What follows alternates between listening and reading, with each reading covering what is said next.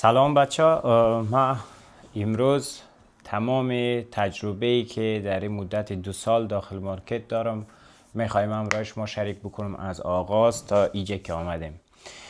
در اواخر سال 2022 یعنی ماهای اکتبر اگست ما داخل آلمان آمدم.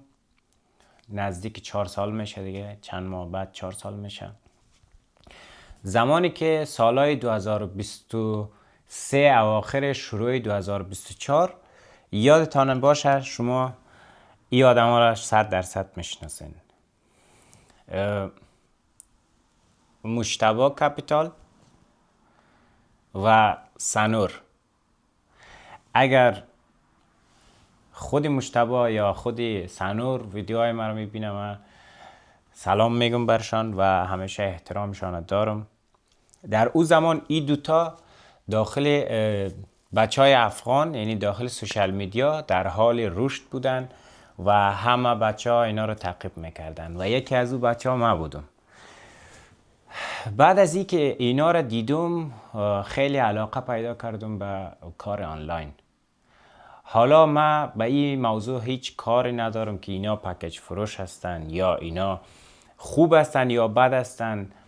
اصلا این موضوع نیست و ما به خاطری که اول بر خودم گفتم داخل سوشال میدیا آمدم، صادقانه کلی گپ ما بیان میکنم. از این هیچ کدام چیزی نیست که ما بگویم اینا رو تعقیب نمیکردم یا ما برتر هستم. نه خیر، اینا آدمایی بودن که برای ما کار آنلاین یک انگیزه ای داد. خداوند زمانی که تو را بر یک موضوع میخوای آشنا بکنه یا چیزی هست درونت خودت خبر نداری، یک نشانه های برات میفرسته. وقتی من اینا رو دیدم گفتم اوکی، چقدر خوب است این کار. رفتم اول دنبال کریپتو. من درباره کریپتو مجتبی را ویدیوهایش هم میدیدم. پول ما آوردم داخل داخل کریپتو. یکی داخل تلگرام برای من پیام کرد به اسم مجتبی کپیتال. من مجتبی کپیتال چند وقت تعقیب میکردم، خیلی اعتماد داشتم بالاش. گفت والا ما میخوایم سرمایه گذاری بکنم برات پول روان کنم. من برای این آدم یادم از 750 USDT روان کردم. این کلاهبردار بود. پس آن میبینم که بر مجتبی هرچی پیام میفرستم جواب نمیدم. من گفتم پس آن خبر شدم که نه، این موضوعات داخل تلگرام زیاد بوده، خود مجتبی نبوده، فیک بوده، جور کرده و از ما پول گرفته. خب گفتم اوکی، حالا من مجتبی رو مقصر بدانم؟ نه خیر، او فعالیت خود میکنه، کلاهبردارم فعالیت خود میکنه. این که تو اشتباه میکنی از این موضوع اگر فرار بکنی یک موضوع است، اگر قبول بکنی مسئولیتش دیگه موضوع. خب من این موضوع را قبول کردم، بازم داخل مارکت ماندم، خودم سرمایه گذاری کردم. نزدیک 7,500 ما داخل سرمایه گذاری روی کریپتو از دست دادم. پولی بود که از ماستر کارت میکشیدم، پولی نبود که خودم داشته باشم، چون زمان نو آمده بودم داخل آلمان. خلاصه پول اینجا از دست دادم. بعداً فهمیدم داخل کریپتو موضوعی هم وجود داره که از پایان رفتن مارکت میتونه پول بگیره و این تریدینگ میگه، سل بای.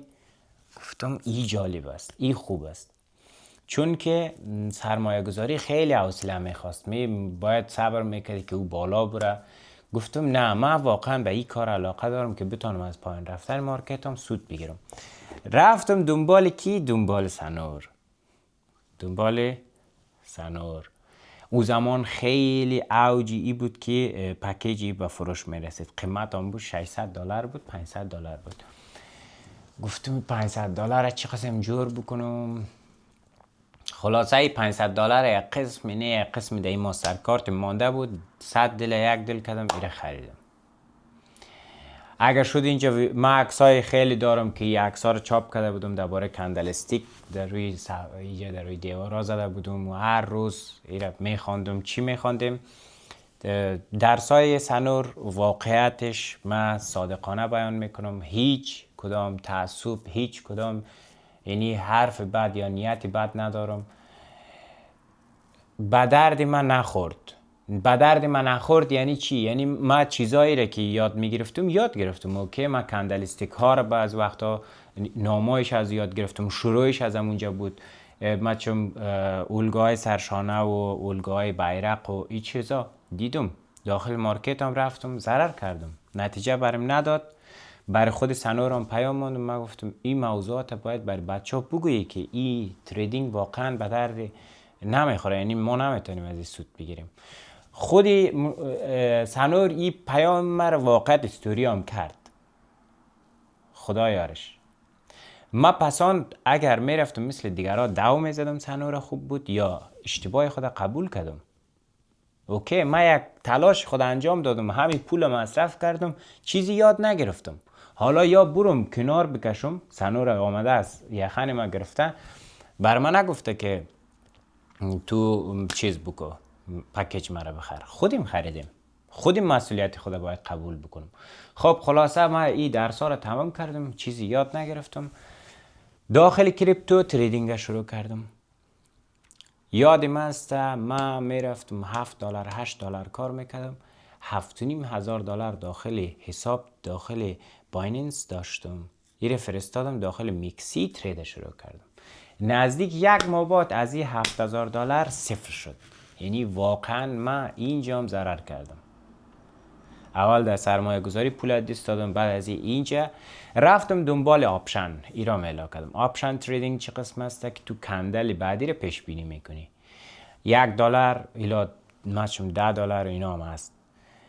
3 ماه همراهی ترید کردم، پولی که اینجام رفت کلش. اوکی، گفتم که پیش خود فکر کردم که دیگه چی کار بکنم. دیگه رفتم گفتم من علمش دارم، من باید پراپ فرم بگیرم. رفتم پراپ فرما رو معلومات گرفتم، رفتم طرف چی اول فاندد نکس خریدم، فیل خریدم، دست دادم. رفتم طرف افتیمو خریدم، دست دادم. 7 تا 8 تا را که دست دادم، هیچ کدامش پاس نکردم. پیش خود یک روز شدم فکر کردم، خیلی سر فشار آمده بود، مسئولیت افغانستان بود، باید پول میفرستادم. گفتم که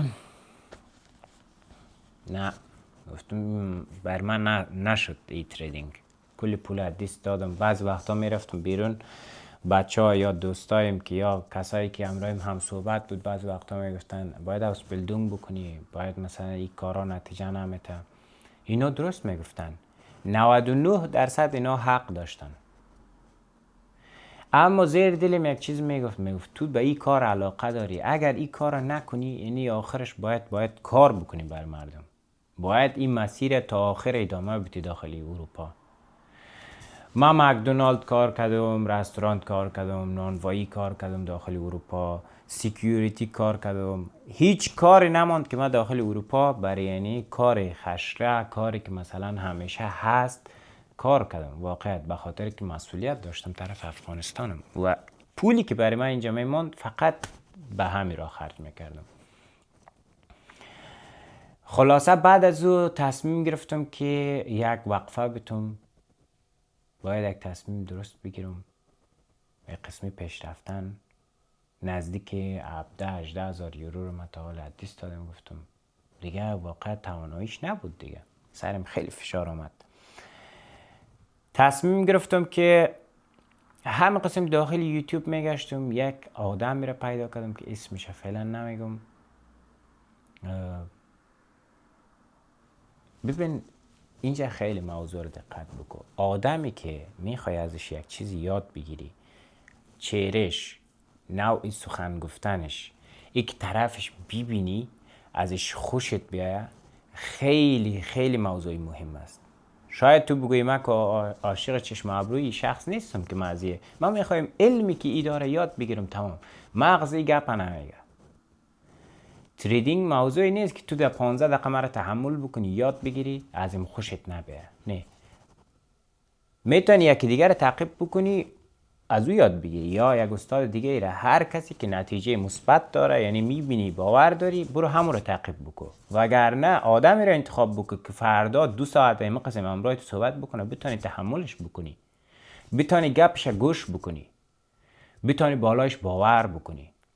من وقت ویدیوهای این شخص دیدم واقعا حس میکردم این آدم یک رقم میشناسمش از قبل، وگرنه او انگلیسی صحبت میکرد. دوست داشتم هی گپ بزنم و بشنوم، درباره تریدینگ ای بگویم و بشنوم. ویدیو پست میکرد. ببین 400 500 تا ویدیوی شما دیدم بدون خستگی. شب حتی وقتی خواب میکردم تریدینگ خواب میدیدم. تمام ویدیوهای رایگانی خلاص شد.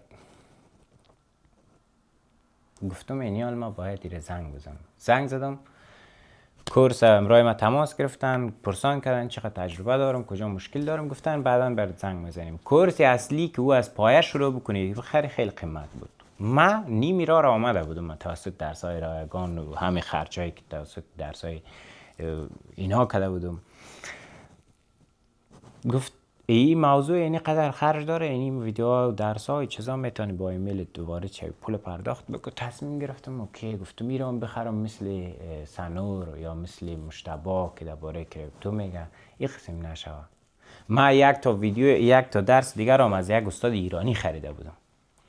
گفتم مثل اونا نشوه دیگه. گفتم باز یک روز وقفه دادم. روز دیگه گفتم اوکی بیا همین رو امتحان میکنم. واقعا بچه را مثلا درسایش و چیزایش که میدیدم خوشم آمده بود. پرداخت کردم پول، درس ها آمد، درس ها رو شروع کردم. میرفتم سر کار، میامدم لپتاپ میگرفتم میرفتم کتابخانه شهر ما. میشتم میخواندم 6 ماه ما کل چیز پاک کردم.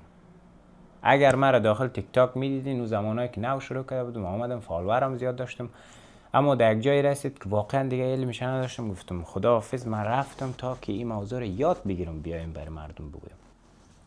من همین 6 ماه را خلاصه خیلی کوشش کردم. 7 ساعت 8 ساعت درسای تکنیکال خلاص کردم. بعد از اون دیگه باز دوباره پراپ فرم خریدم، تمرین کردم. دیگه رسیدم در این جایی که دیگه تکنیکال مشکل نداشتم. رفتم روی سایکولوژی. من یک ویدیوی دیگه میسازم برش، چون این ویدیو طولانی میشه. تا همینجا بود موضوعی که تا اینجا رسیدیم. دیگه انشالله که اگر کامنت موندین، لایک موندین که این ویدیو رو من ادامه بسازم، برای من کامنت بکنین. تشکر.